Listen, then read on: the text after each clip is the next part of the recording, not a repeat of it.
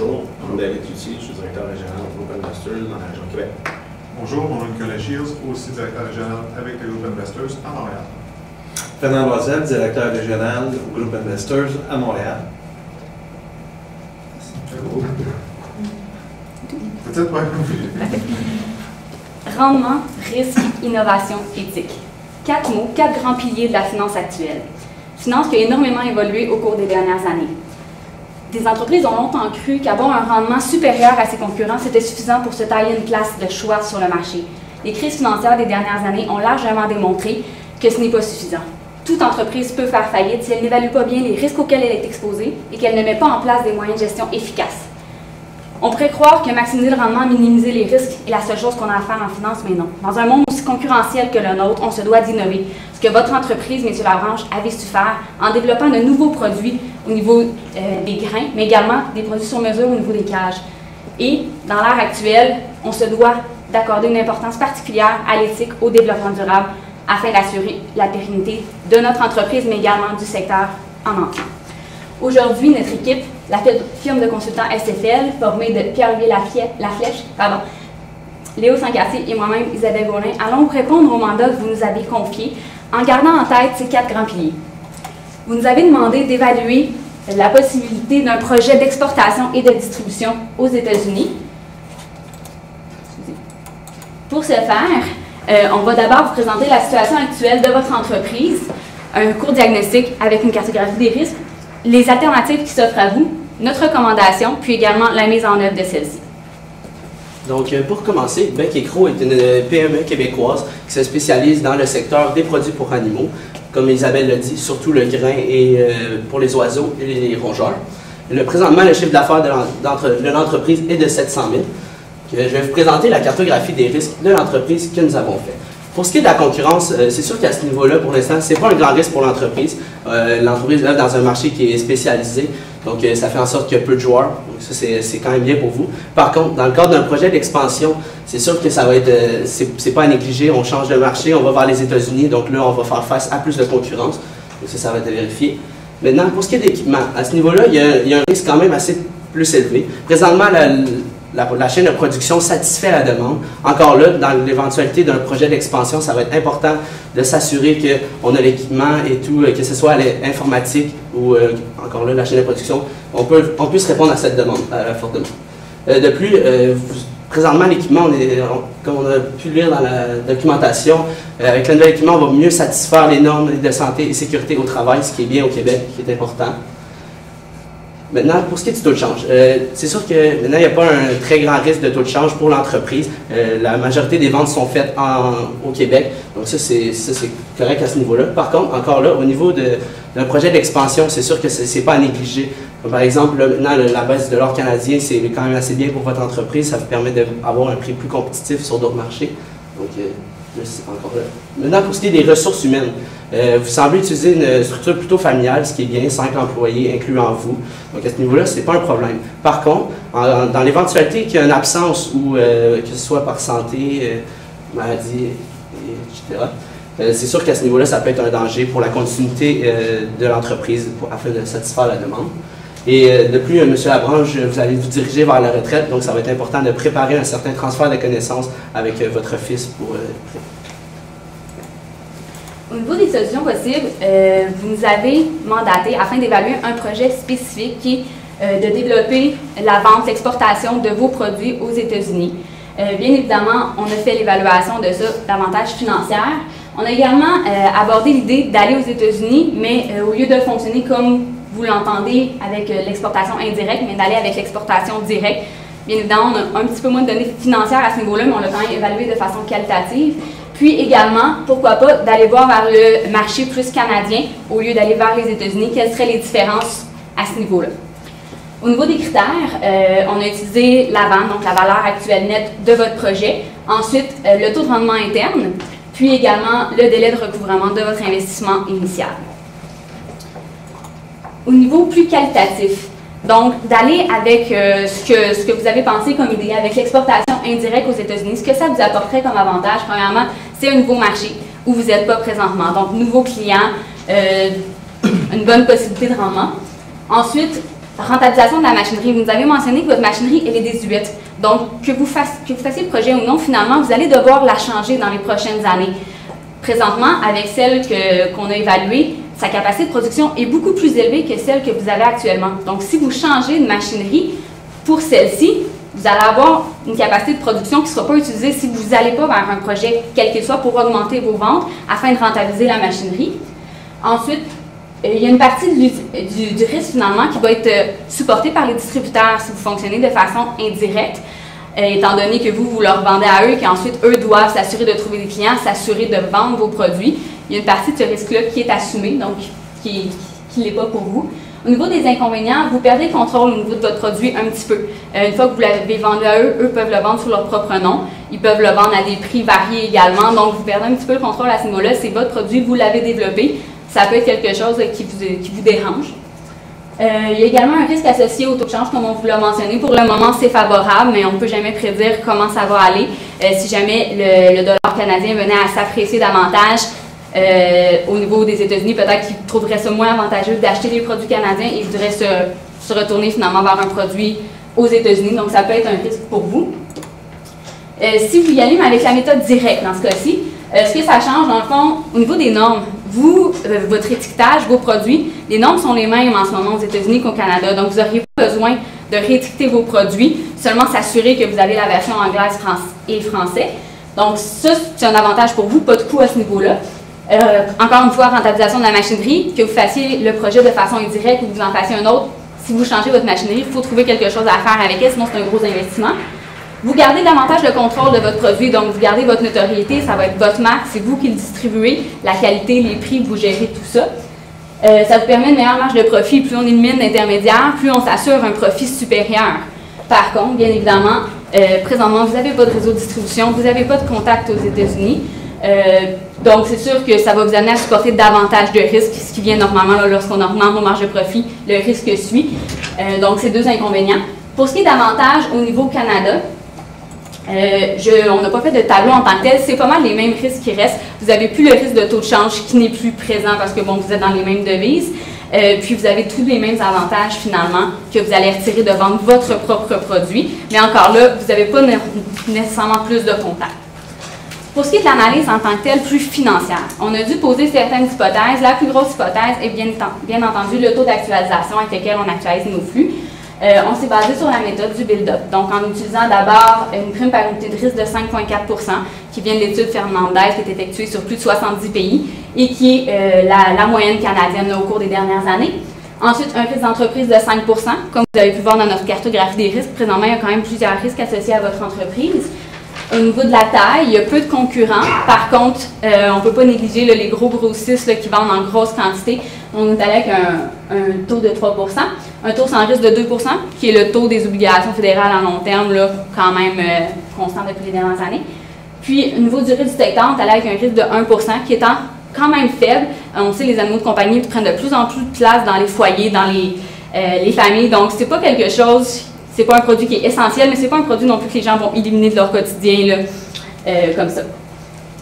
Donc, poursuivre avec la partie plus quantitative de notre analyse. Tout d'abord, j'aimerais ça vous présenter nos paramètres par rapport avec quoi nous avons commencé celle-ci. Pour ce qui est des croissances des ventes, on a vraiment appris ce qui était vos estimations pour les 5 prochaines années. Donc, on avait 10 % de ventes au niveau local de croissance par année et un 5 % si on se retrouvait à aller aux États-Unis par année. Comme vous pouvez le voir ici, on avait un investissement initial qui, vous avez estimé aussi, était à peu près à 100 000 $, qui est pour la machinerie et pour tous les frais externes pour essayer de développer ce marché-là. Les coûts fixes, on a gardé ça à 4 $. Par contre, une des grandes variantes qu'on a vues, c'est au niveau des frais variables. Les frais variables étaient présentement à 13,6 $ avec la machinerie qu'on avait présentement. Nous autres, on a diminué ça à 6,53 $. On a calculé selon la capacité de production, c'est avec un employé qui travaillerait à temps plein pour ça. C'est le chiffre avec qu'on arrivait, donc à peu près à 6,5 $. Ensuite, pour les profits unitaires, je vais vous y revenir dans pas long. Je poursuis dans le fond avec, ici c'était simplement une addition de nos trois ici. On avait de frais de voyage, peu importe, c'était 1 000 $ par voyage, peu importe l'année. Donc, on avait une possibilité de 19 voyages qui pourraient se faire dans l'année, dépendant de la capacité des camions. Celle qu'on avait était de 476 poches par camion. Ensuite, pour la production totale, encore là, si on a calculé juste son unité de poche, c'était l'augmentation de 10% qu'on voyait par rapport à l'année d'avant, on avait produit 21 320 unités. Puis on a notre production aux États-Unis, qu'on a calculé que ce serait, comme vous avez dit, une croissance de 5%. Ce serait un 5% sur vos ventes présentement. Donc au total, on verrait à peu près un 15% dans l'addition de nos deux croissances, c'est-à-dire la croissance locale et la croissance aux États-Unis. Pour le taux d'impôt, là, il y avait il y avait certaines variables qui changeaient après chaque année, ce qui faisait en sorte qu'on avait un taux d'impôt entre 8 et 15%. C'est pour ça qu'on a pris la moyenne de les 5 dernières années, ou les 4 dernières années, excusez-moi, pour arriver à un taux d'impôt moyen de 13,7%. On a basé le reste de notre analyse avec cela. On va poursuivre avec notre valeur actuelle nette. Pour les revenus, c'est bien simple, on a vraiment pris l'augmentation de 10% que vous avez mentionné par rapport à nos ventes. On a multiplié ça par notre prix de vente. Le prix de vente qui était déjà diminué par le fait que nous autres, on voulait arriver à trouver votre seuil de rentabilité. Le prix de vente, il se retrouvait à être 17 autour de 17 plutôt que 22 puisque, comme on avait diminué fortement les coûts les frais variables, on a réussi à diminuer celui-ci pour vraiment arriver à un seuil de rentabilité ou une vente qui est à peu près 0. Celle-ci est un peu positive, donc à 15,26. Donc, pour commencer, on avait un investissement initial de 60 000 $ que nous avons mis ici. Ça, c'est tous les frais que vous aviez, des frais des dépenses de voyage, les dépenses pour le site Internet, tout ça. Puis, on avait un 40 000 qu'on avait mis, cette partie-là est déductée d'impôt. Les 40 000, on avait mis, ça, c'est les coûts d'acquisition pour la nouvelle machinerie. Ensuite, c'est vraiment encore là les frais fixes, frais variables, comme on avait basé sur le nombre d'unités de production et les frais que vous avez mentionnés juste avant. Pour les frais de transport, on avait évalué que aux États-Unis, on avait seulement besoin de faire 3 voyages, considérant qu'avec juste un 5% d'augmentation, on n'allait pas tout de suite vendre un 476 unités par semaine aux États-Unis. On se retrouvait plus à en vendre autour de 1000 unités pour commencer dans la courant de l'année. C'est pour ça qu'on se retrouvait à faire 3 voyages, avec une capacité de 476, ça nous venait à 3 000 $ par année. Ensuite, arrivé à la fin, on arrivait à peu près à 1200 unités vendues aux États-Unis, ce qui nous regardait tout de même à 3 voyages. Alors, le taux d'imposition, on a encore lui pris le 13,7% comme j'ai mentionné tantôt. Pour ensuite arriver, comme je dis, au final, à une vente de 15,6 $. Là, c'est encore là, on aurait pu aller chercher selon le prix de vente que vous avez actuellement, qui était de 22 $, pour aller chercher une meilleure marge de profit. Là, on a quand même augmenté la marge de profit en diminuant les frais variables, mais on a quand même essayé d'aller chercher le seuil de rentabilité. Alors, là aussi, on avait un délai de recouvrement qui était de 3,6 années. C'est le temps, dans le fond, que vous allez pouvoir pour récupérer votre investissement initial. Donc, poursuivre avec une analyse de sensibilité. On a fait des calculs pour savoir, selon notre prix de vente et selon les unités vendues, qu'est-ce qu'on serait capable de vraiment aller chercher comme rendement, ou plutôt comme valeur actuelle nette. Vous voyez ici, on arrivait, c'était à peu près c'était à 15,3, puis c'était un chiffre un peu plus élevé. On arrivait à 37 $, c'est à peu près le 15, c'est juste légèrement une petite différence. Mais qu'est-ce qu'on a pu voir avec ça, c'est en se disant, si on est capable de vendre juste un petit peu plus d'unités, si on arrivait vraiment à notre capacité maximale, ça faisait quand même une augmentation très significative sur notre van. Donc, avec ça, qu'est-ce qu'on a pu établir, c'est dire, là, présentement, on voit 10% de croissance au Canada, on voit 5% aux États-Unis. On serait capable sûrement d'aller chercher plus parce que notre capacité de production est vraiment pas à son maximum. On a encore là quasiment 400 unités qu'on serait capable de produire de plus avec cette nouvelle machinerie-là. Ce serait vraiment intéressant d'aller la chercher. Présentement, on est capable de rentabiliser cette machine-là, mais si simplement en allant chercher un certain problème de marketing, on a calculé qu'avec une augmentation d'à peu près 20 000 $ de marketing en dépenses pour les 4 prochaines années, on se retrouvait encore là avec une vanne positive si on se retrouvait à augmenter notre coût légèrement, mais si on avait une production qui était juste légèrement supérieure aussi. Donc c'est pour ça que notre recommandation sur laquelle nous voulons vraiment vous diriger, ça serait d'aller vers une exportation indirecte, comme vous avez pensé à la base. Comme ce qui a été expliqué plus tôt, on allait avoir beaucoup d'économies au niveau des risques, puisque c'est les fournisseurs externes aux États-Unis qui allaient prendre ces risques-là. On a sauvé beaucoup de coûts avec cette nouvelle machinerie-là, même si on n'est pas encore à production maximale présentement, c'est une machine qui va être rentable. Pour ce qui est de l'ancienne machine, question de développement durable, on se pensait que ce serait vraiment avantageux de pouvoir donner cette machine-là à quelqu'un qui a une certaine coop ou quoi que ce soit. On a mentionné ici le coop agricole, mais on est très ouvert à plusieurs suggestions là-dessus. C'est encore fonctionnel, même si pour vous autres, ça s'en vient un peu plus désuète. On voulait aussi mettre un système de diminution de perte de matières premières. On avait certains stocks, c'était à savoir à quel point ils sont périssables, c'est quoi leur durée de vie. Donc, on voudrait juste s'assurer, avoir un petit peu plus d'informations là-dessus pour qu'il n'y en ait pas de perte ou si on se retrouve avec certains surplus, que ce soit au moins qu'on peut faire des dons, que ça peut s'améliorer l'image de la compagnie, ça peut toujours aussi, ça peut toujours quelque chose qui est plus avantageux.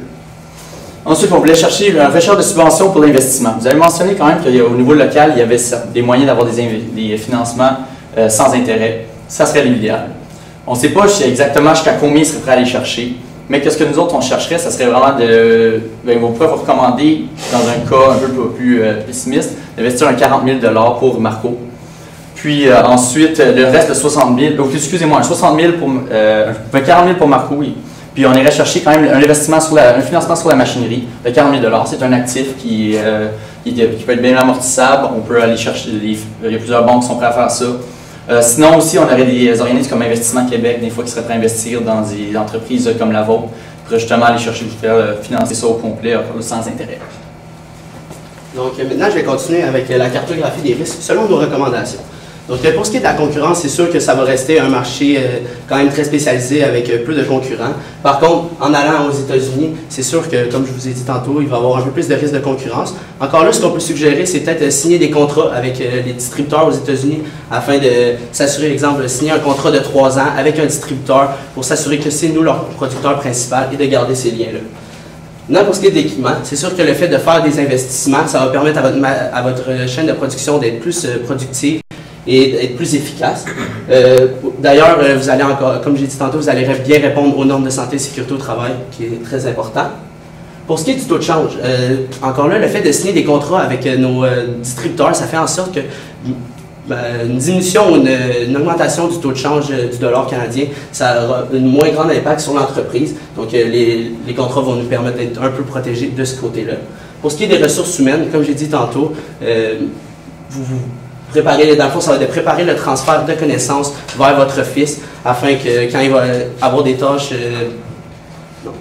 préparer le transfert de connaissances pour préparer votre retraite.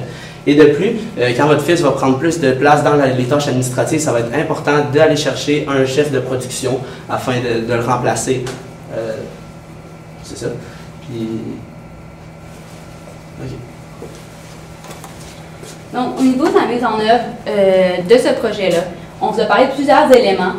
D'abord, oui, l'achat du nouvel équipement, ça va nécessiter un temps de mise en place, de formation peut-être au niveau de la machinerie, donc on le fait le plus rapidement possible, tout en finalement retirant l'ancien équipement.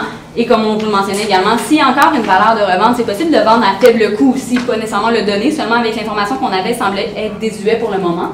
Création du site web dans les dépenses, ça a été mentionné comme étant une dépense, c'est important de le faire le plus rapidement possible pour en tirer le bénéfice également le plus rapidement possible et pouvoir faire des ajustements, donc dans 0-6 mois. Puis également, vous avez mentionné que vous voulez faire des visites aux États-Unis, aller à des expositions, aller rencontrer des distributeurs potentiels. Ça également, il faut commencer le plus rapidement possible. Surtout si on veut réussir à signer des contrats, ce n'est pas tous les distributeurs qui vont être prêts à s'engager auprès de nous, mais c'est important de le faire, surtout vu le jeu du taux de change qui peut nous rendre très difficile l'accès vers les États-Unis. Donc, il faut le faire le plus rapidement possible. Dans le 6 mois, 2 ans, formation de la relève. Encore là, vous avez parlé que vous voulez peut-être prendre votre retraite. Il faut commencer à faire. Vous avez de lourdes responsabilités. Vous vous occupez de beaucoup de secteurs à la fois.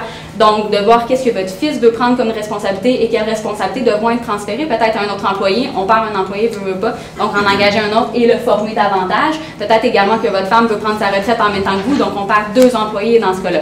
C'est important de gérer ça. Au niveau du développement d'un plan marketing, pour le moment, on n'a pas énormément d'informations sur comment fonctionner. C'est plus du bouche à oreille. Vos clients vous connaissent ainsi. Si on crée un site web, on peut penser mettre de la publicité sur le site web, mettre des coupons rabais, mettre des choses qui soient attirantes pour les clients. C'est toutes des choses qu'il faut penser. Donc, peut-être avec un consultant marketing qui pourrait, sans travailler à temps plein pour vous conseiller. Signature d'entente, encore là, on est allé rencontrer des distributeurs pendant les premiers mois. Il faut s'assurer de signer des ententes avec eux pour ne pas s'embarquer là-dedans sans avoir de garantie. Puis, à plus long terme, dans le 2 ans à 5 ans, on s'attend à aller chercher la pleine capacité de votre machinerie pour pouvoir augmenter les ventes. Les chiffres qu'on vous a présentés sont très conservateurs et c'était le but, l'objectif, c'était de s'assurer que finalement ce projet-là va être rentable, même si on peut se faire les démarquer de nouveaux clients tout de suite, si on a seulement ces clients-là, si on a cette capacité-là seulement pendant 5 ans, être sûr que c'est rentable. Par contre, on peut aller chercher davantage si vous voulez maintenir votre prix à 22 $, c'est possible. Dans le fond, tout est à votre portée en ce moment. Roosevelt a dit « Ce qui limite nos accomplissements de demain, c'est nos doutes d'aujourd'hui. » Aujourd'hui, vous êtes face à une belle opportunité et nous croyons qu'avec notre recommandation, vous allez vous assurer un rendement supérieur en mettant vos conditions sur le tapis, limiter vos risques, mais également assurer un contrôle de la gestion éthique tout en développant vos produits. Merci pour votre écoute. Nous sommes maintenant prêts à répondre.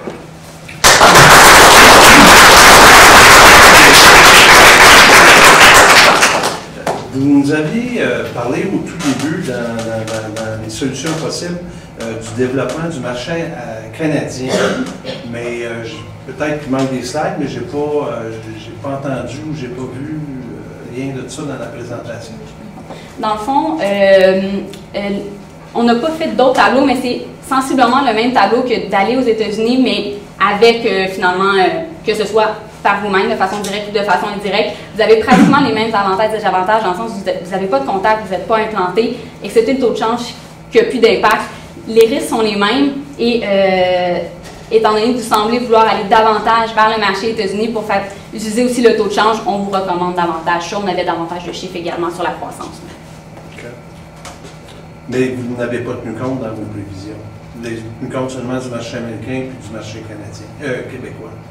Oui, dans le fond, c'est présent. Nous autres, on voulait vraiment plus axer ça sur le marché américain parce que vous avez une belle opportunité avec les taux de change présentement. Si on s'en reste avec ça, on peut développer après ça même 5% au Canada qu'aux États-Unis. Okay. Encore là, ça serait beaucoup plus dur d'aller chercher ces 5%-là, des avantages. Ben, tu vois l'avantage qu'on a aux États-Unis. Au niveau du financement, je pense que c'est 40 000, c'est ça? C'est un 40 000 sur l'équipement qu'on voulait. OK, fait que le projet serait financé. Peux-tu me rappeler de quelle façon? 60 000? Oui, c'est ça. Dans le fond, on aurait un 40 000 qu'on veut aller chercher absolument sur la machinerie. Okay. C'est quand même un actif qui est plus facile à aller chercher. Ça, c'est un emprunt ou c'est d'équité qu'on rentre dans. Excusez-moi, ça serait un emprunt. OK, puis sur le bilan d'entreprise, y a-t-il une différence, mettons, est-ce mieux de s'endetter pour financer ce projet-là ou ce serait mieux que le fils investisse son capital lui-même? Ça change pas ce que vous dites? Dans le fond, j'ai dit qu'on pouvait faire un prêt, il y avait quand même plusieurs possibilités. On pourrait aller justement vers un crédit bail pour ça. Ce qui ferait en sorte que pour notre bilan, ça ne nous affecterait pas, puis ça ne serait pas nécessairement d'impact négatif pour ça. On voulait quand même dans la même veine, est-ce qu'on utilise l'argent de Marco? Oui, je pense que ça serait quand même important pour certaines des dépenses.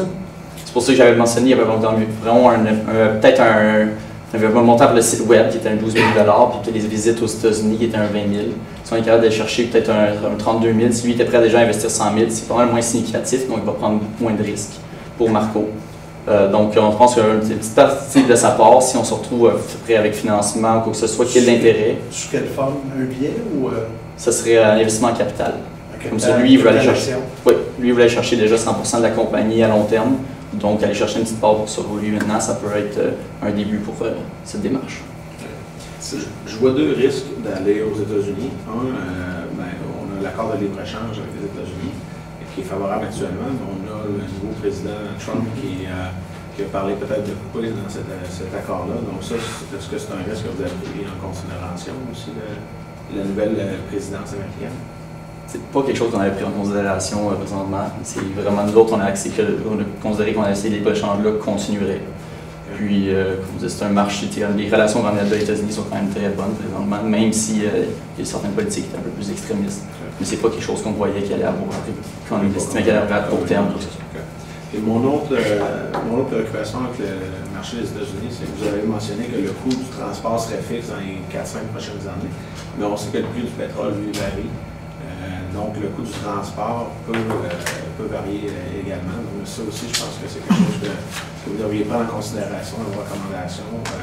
Donc, est-ce que vous avez quelque part considéré, puisque ça aussi c'est un coût variable, là, vous avez coupé dans le coût variable, mais est-ce que le prix du pétrole, c'est quelque chose que vous aviez pensé? C'est de fond, là, on va s'embarquer sur deux marchés différents. Puis comme aux États-Unis, c'est quand même bien moins élevé. Je peux parler de Trump, mais il y a quand même des politiques aussi qui, lui, il voulait couper sur certaines taxes. Dans l'industrie pétrolière, c'est quand même une des choses que lui a mentionné. Donc, je pense que ça serait quelque chose qui pourrait se couvrir naturellement, mais si ça augmente au Canada, ça pourrait diminuer aux États-Unis. Mais c'est quelque chose dont il serait quand même nécessaire de prendre en réévaluation. Est-ce qu'il y a des façons de se protéger contre le taux de change? C'est dans le fond, nous autres, on vendait présentement aux États-Unis en $canadiens. Donc pour nous, ça ne nous affectait pas trop. Si on se retrouvait à eux autres vouloir nous vendre en américain, là c'était plus dangereux. Si le taux de change montait, là on pourrait essayer de se trouver des fournisseurs qui seraient plus intéressés à aller en américain. Ça nous pourrait nous revenir moins cher. Il y a certains fournisseurs qui pourraient faire du canadien et de l'américain, peu importe. Bon, merci.